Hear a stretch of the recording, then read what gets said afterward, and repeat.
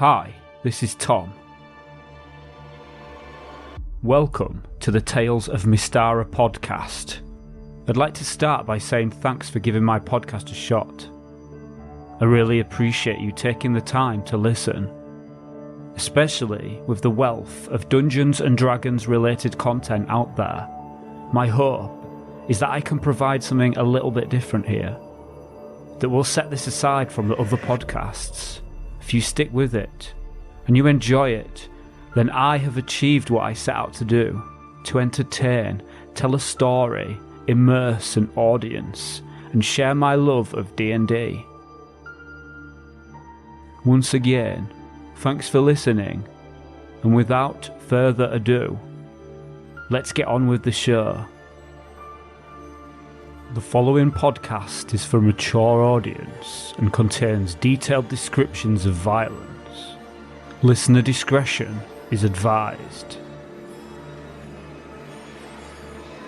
Welcome to the Tales of Mystara podcast, an experimental podcast that mixes traditional storytelling with old school pen and paper role-playing games played entirely solo.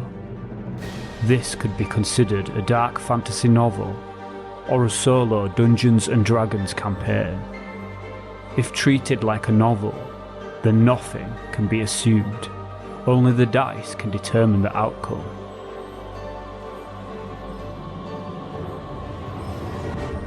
It cannot be known whether a character will live or die. Nothing is precious. No one is safe from the roll of the dice. If treated like a tabletop role-playing game, there are no players. There is no dungeon master. There is only me, the rules, and the dice.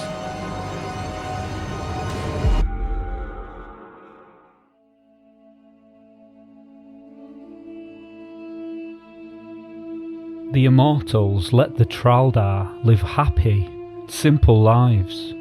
The Traldar fished and hunted. The men spent most of their time sporting with one another and offering praise to the immortals. But the immortals knew that the happiness of the Traldar was to end. Far to the west, a race of evil beastmen was preparing to march through the easterly lands in search of booty, prisoners, and more hospitable homelands. These beastmen had their own immortal sponsors, equal in might to the patrons of the Traldar. So only victory between man and beastman would determine the fate of the two races. The Song of King Halav. This is an ancient work maintained by generations of bards, before finally being committed to writing about 6 centuries ago. Date: Muldain 4, Claremont, AC 1000. Time: 8:31 AM. Party status: Claudius, 4 hit points. Theodore, 4 hit points. Elmo, 5 hit points. Ilyena, 4 hit points. Yolanda, 4 hit points. After defeating the carrion crawler, the party crowd around the strange hole in the ground, while Yolanda carefully checks for traps. Yolanda currently has a 10% chance to find traps. To keep suspense, I will not tell you whether these types of rolls succeed or fail. I will roll for my eyes only. There are no traps to be found.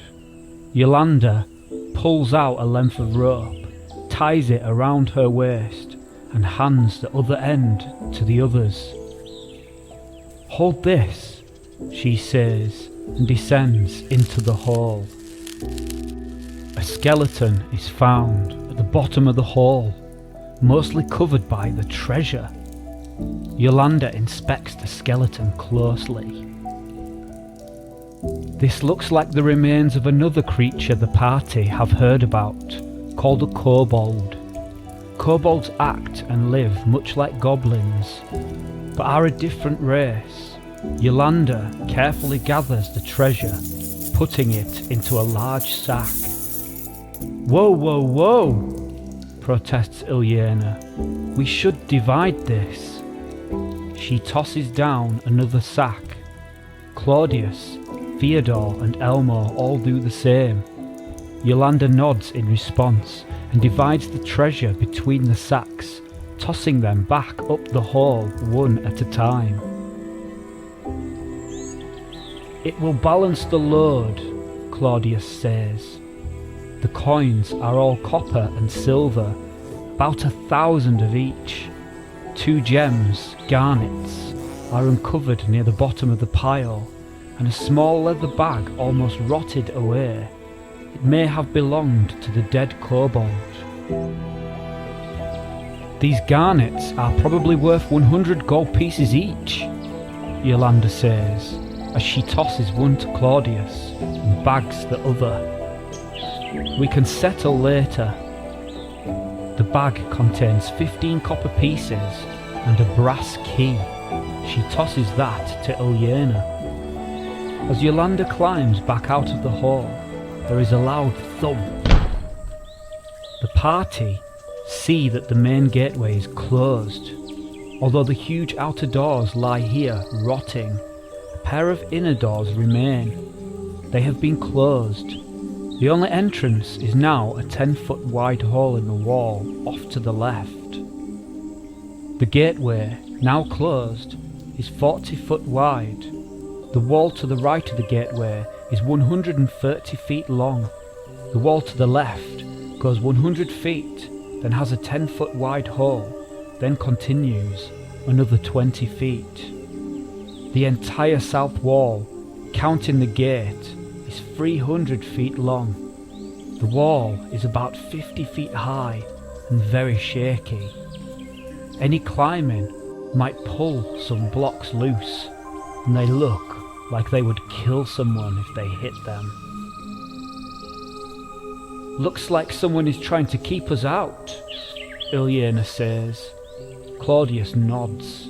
The rest of the party look thoughtful or weary. Theodore sits on the ground, mapping out the ruins. "I'm gonna scout around," Yolanda says. "See if I can peek through a hole in the wall." Yolanda will attempt to move silently. She has a 20% chance to succeed. Yolanda carefully moves up the wall, looking for holes to look through, hoping to discover some clue about what lies on the other side. All the holes are too high to reach. She cautiously explores a bit more and finds some other holes along the east wall to the right. Some are near ground level, and she carefully peers through. She sees a large courtyard inside the wall and the remains of a castle. The castle ruin is old and cracked, but not as badly as the outer wall where she is now. Only one story of the castle still stands. The upper parts have crumbled and the rubble is scattered throughout the courtyard. She sees a group of creatures hiding in the shadows of the wall, avoiding the open sunlight. They are kobolds. There seems to be about 10 of them, but she cannot see them clearly enough to determine their exact numbers or their equipment carried.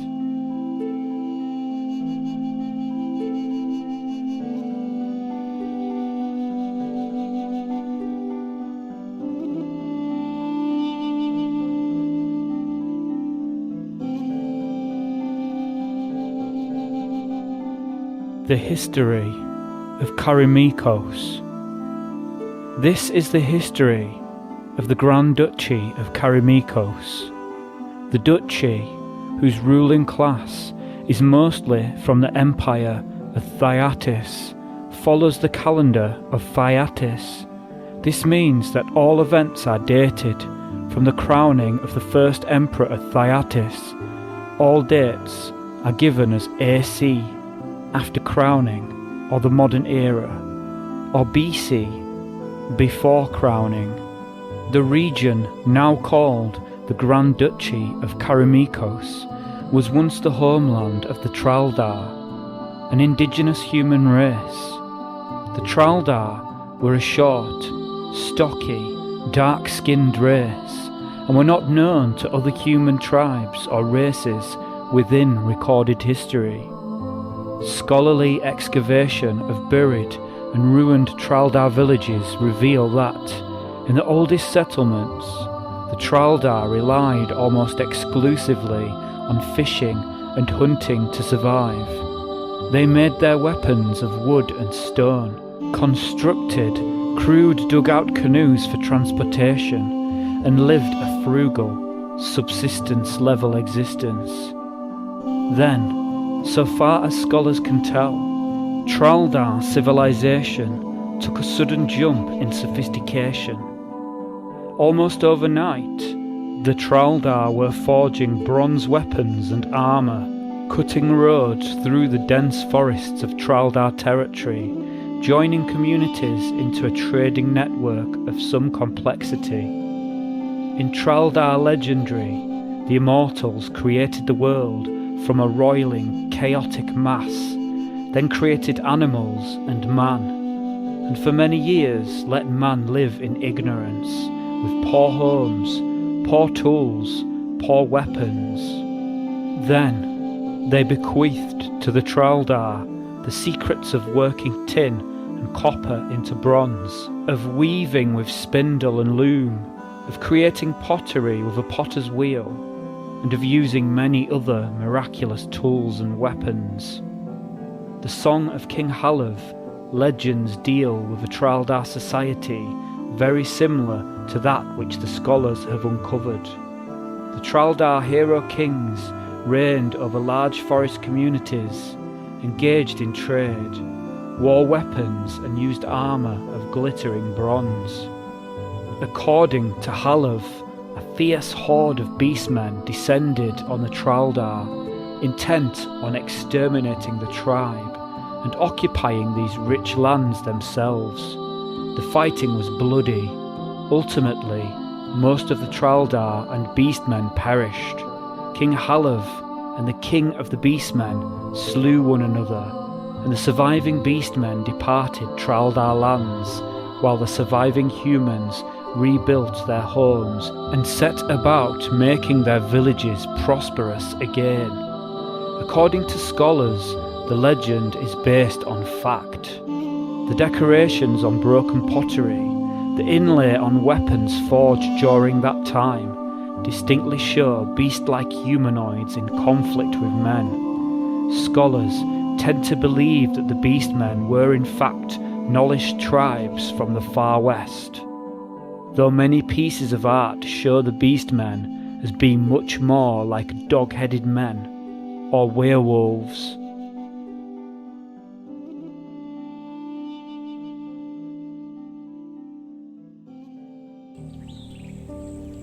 Yolanda mentally notes the outer wall is 10 feet thick. A pathway leads through the rubble, starting at the gateway and leading 90 feet north to a pair of doors in the middle of the south wall of the castle ruin. Those doors are 20 feet wide.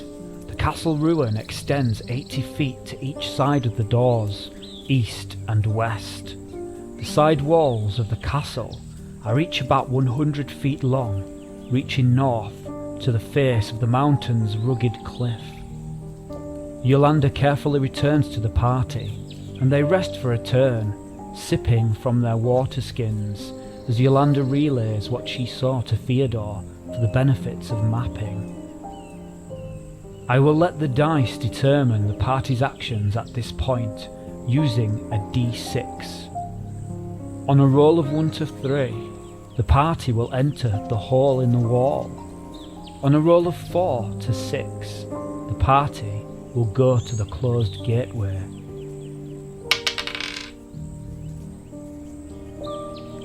I rolled a 3, so after some discussion, the party decide to enter the hole in the wall. The party approach the hole in the wall, and they move in and take cover behind the boulders in the courtyard as the kobolds begin to fire with short bows. The kobolds have an armor class of 7, meaning a roll of 12 or higher is needed to hit them. Each kobold has 4 hit points. The kobolds are 110 feet away. The party will move closer to the kobolds, cautiously using boulders for cover. I'll roll initiative. Party 5. Kobolds 2. The distance between the kobolds' short bows and their targets is over 100 feet, so this is long range, and hit rolls are penalised at -1, plus a further -2 for cover. I will allow the party to move 10 feet closer, accounting for the half movement rate of the characters in metal armour who can move 20 feet per round. This will reduce the distance to 100 feet, but also negate the kobolds' -1 penalty for long range, so they fire with only a -2 penalty. 10 arrows barrage the party. I'll make 10 hit rolls, applying a -2 penalty to each.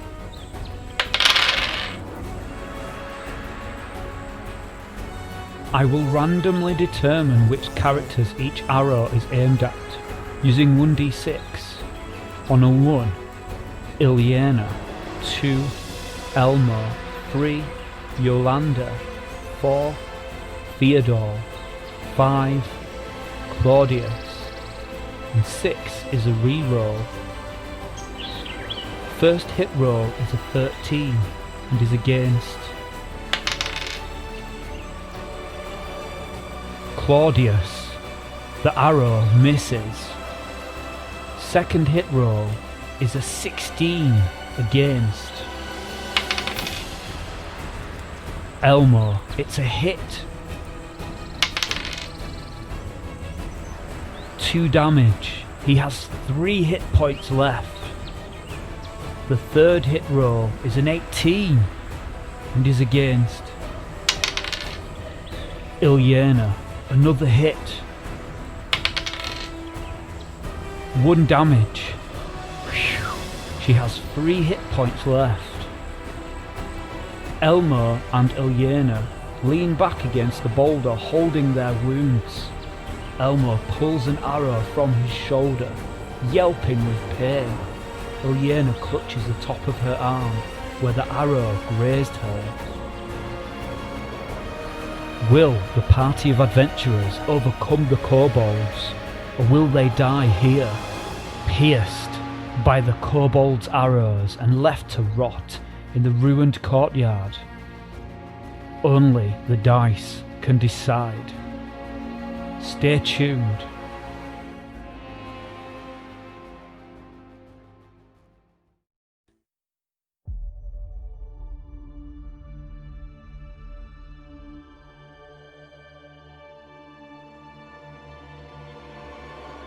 You have been listening to the Tales of Mystara podcast. I sincerely hope you have enjoyed this episode. If you have listened on YouTube, then I would appreciate you taking the time to subscribe, click the like button, and let me know your thoughts in a comment. If you have listened on iTunes, then I would appreciate it if you would leave a 5-star review. These things really help, and they let me know that the work I put into this podcast is worth it, and that I am making content that people like. After all, that's why I'm doing this. Once again, thanks for listening. I'll see you next session.